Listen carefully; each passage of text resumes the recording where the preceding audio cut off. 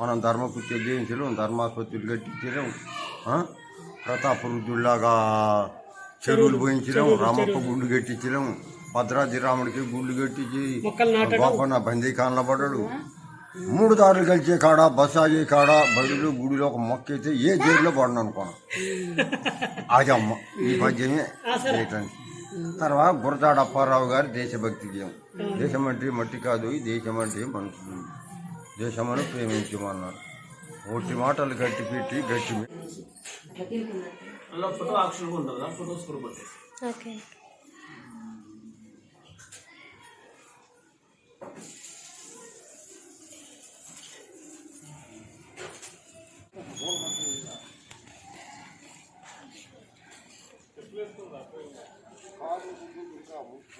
అయిందా